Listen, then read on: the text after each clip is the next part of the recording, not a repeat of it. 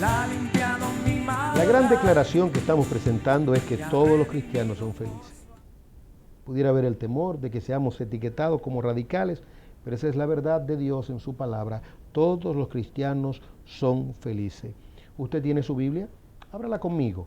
Además de la bienaventuranza, es decir, del capítulo 5, dice bienaventurados, bienaventurados, bienaventurados, bienaventurados, bienaventurados, bienaventurados, felices, dichosos. En Colosense, el apóstol Pablo, bajo la inspiración del Espíritu Santo, escribió lo siguiente, específicamente en el capítulo 1. Dice el versículo 27, a quienes Dios quiso dar a conocer cuáles son las riquezas de su gloria, de este misterio entre los gentiles, que es Cristo en vosotros, la esperanza de la gloria. Todos los creyentes son felices a razón de algo que se llama esperanza. Lo que frustra, lo que deprime, lo que llena de tristeza al individuo es la incredulidad y el no saber qué pasa con la muerte o después de la muerte. Pero aquí, cuando una persona ha entregado su vida a Cristo, aquel que dijo, yo soy la resurrección y la vida, el que cree en mí, aunque esté muerto, vivirá. Y él también dijo, de su interior correrán ríos de agua viva. Mi papá lo dijo, y lo dijo bíblicamente, no puede estar triste un corazón que tenga Cristo. Él lo dijo, la fe en Cristo salva y da gozo. Y no porque lo haya dicho el hermano Troncoso, el hermano de gozo, es porque la palabra de Dios lo dice. Pero la palabra mal usada emparcha.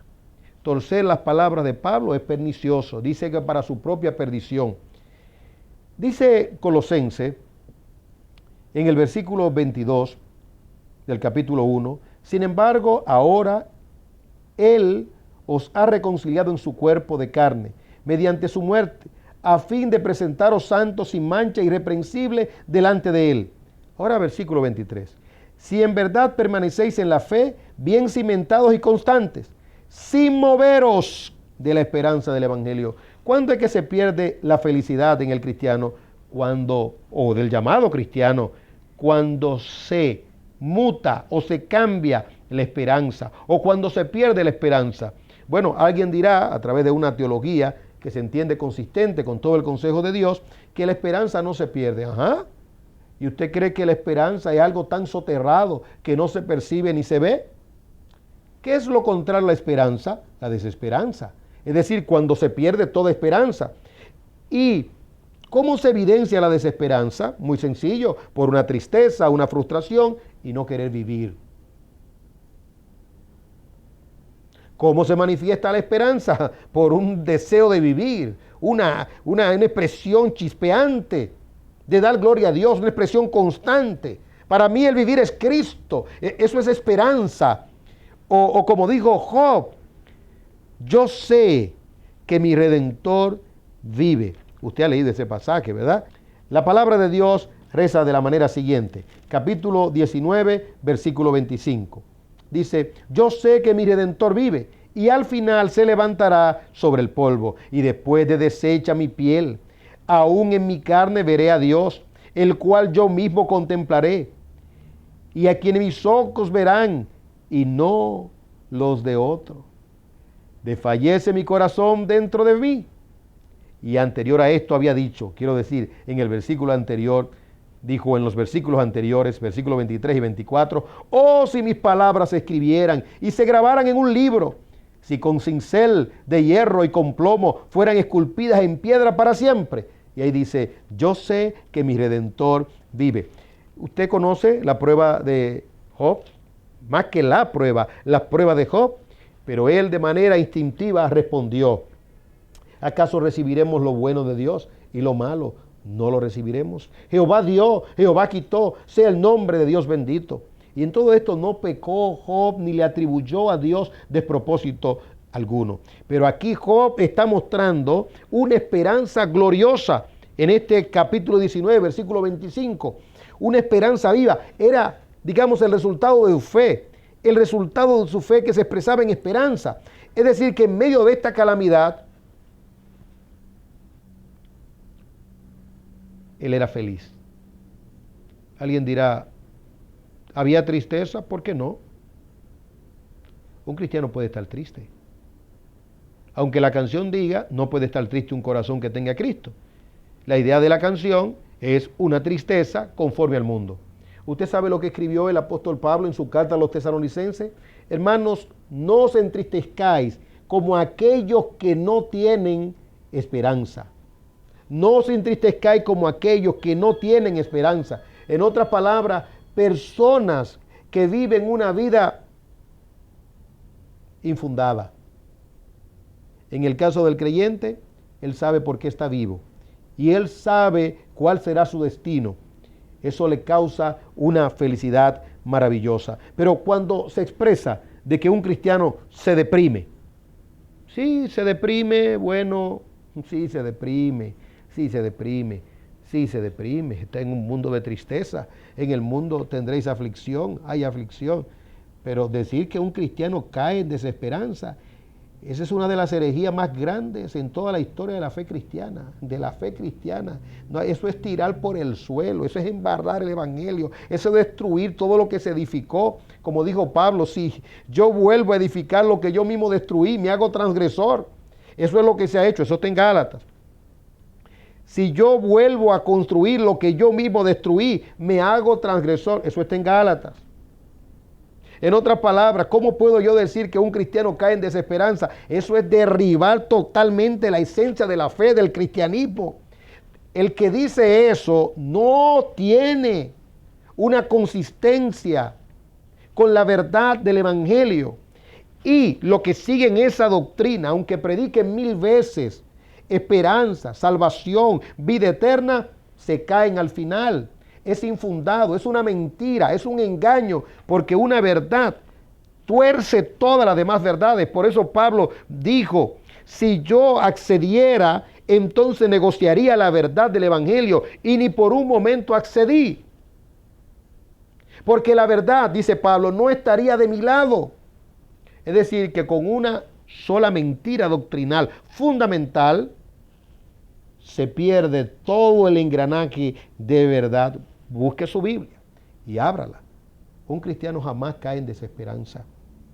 Es una contradicción, es un término inadecuado, porque caer en desesperanza es una especie de enseñoreamiento de pecado. Y dice la Biblia, el pecado no se enseñoreará de vosotros. ¿Saben qué?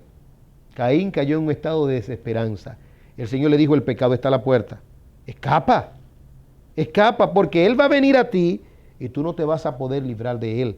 En otras palabras, cuando la desesperanza cae sobre una persona, no hay futuro cierto. Por eso tenemos que librarnos de eso. Y por eso tenemos que acondicionar o condicionar de manera operante la mente con la verdad de Dios. ¿Cuál es la verdad de Dios? Que no existe un solo cristiano infeliz. Todos los cristianos son felices, porque todos los cristianos tienen esperanza. Todos los cristianos despiertan su esperanza y deben despertarla. Pueden caer en momentos determinados en frustración, en tristeza. Pueden caer en una dicotomía como la presentada en el Salmo 42, cuando dice, ¿por qué te abates, oh alma mía? ¿Por qué te turbas dentro de mí? Pero él se responde, espera en Dios, porque aún he de alabarle, salvación mía y Dios mío. Si usted le dice a un grupo de creyentes o de pseudo cristianos que hay tal cosa, eso se llama condicionamiento operante y eso es diabólico. No hay una doctrina más diabólica que eso. Por eso Estados Unidos está como está. Y República Dominicana y el mundo debe saberlo. 35,000 personas se quitan la vida todos los años. Es decir, que mientras estoy hablando aquí en Estados Unidos, dentro de las iglesias, 3 y 4 memoriales de personas llamadas cristianos. Eso es insólito, inaceptable, inadmisible desde el punto de vista del criterio de la felicidad, de la palabra de Dios. No hay un solo cristiano infeliz. Todos los cristianos son felices. Así es que, si usted tiene un comportamiento de infelicidad, revise su fe. Y levántese en el nombre del Señor. Y declárese victorioso en Él. Y diga como dijo Pablo. Y la experiencia de Pablo es la experiencia de todo cristiano. Todo lo puedo en Cristo que me fortalece. Levántese. Digo, bueno, yo no quiero ser cristiano. Y eso es otra cosa. Usted decide si quiere serlo o no serlo. Pero si usted dice serlo, usted tiene que comportarse como un cristiano. Y no piensen que soy fuerte, más fuerte es Dios y su palabra cuando dice portaos varonilmente. A las mujeres se le dice portaos varonilmente, a los hombres se le dice portaos varonilmente, a los jóvenes se le dice portaos varonilmente, a los niños se le dice portaos varonilmente. No yo usted y no leyó lo que dice la Biblia en Apocalipsis, los cobardes no entran. Voy a contar esta historia a todo el auditorio, a mi nación y al mundo entero. En España, antes de suscitarse una guerra significativa, los consultorios de los psiquiatras estaban llenos. En otras palabras, en España había tanta quietud, tanta paz y prosperidad que la gente tenía tiempo para ocuparse de su tristeza, de su frustración y su depresión e iban a los consultorios de los psiquiatras. Cuando se desató la guerra, todos los consultorios quedaron vacíos. ¿Cuál es la explicación o cuál fue la explicación?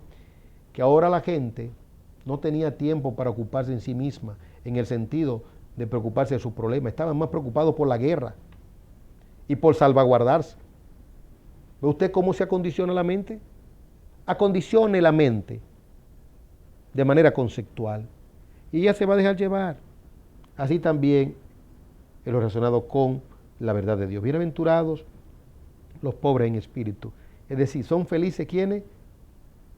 No los orgullosos, sino los pobres en espíritu. ¿Quiénes son felices? Salmo 32, dice la Biblia, bienaventurado a quien el Señor no inculpa de pecado. No se mueva, quédese ahí, porque dentro de unos minutos explicaremos una doctrina que habla del perdón soberano de Dios, pero que distorsiona este perdón, indicando que este perdón se otorga sin tener que haber una actividad, es decir, un cambio o una responsabilidad en aquel que se le otorga el perdón. Es una perversión doctrinal, es una aberración, es tomar textos como, ni yo te condeno, vete y no peques más, vete. Ella no tuvo que hacer nada. Y es verdad que no tuvo que hacer nada. Pero lo que usted quiere decir es que la persona puede permanecer en su pecado porque ya Dios dijo, vete y no peques más. O la frase célebre, Padre, perdónalo porque no saben lo que hace. ¿Ve usted? Lo perdonó a los criminales. Momentito. Eso no es así. Observaremos esos pasajes a la luz de la economía bíblica y a la luz de la aplicación del Sermón de la Montaña en relación a lo que es la felicidad. Pues Cristo ya me perdonó, Él ha limpiado mi maldad.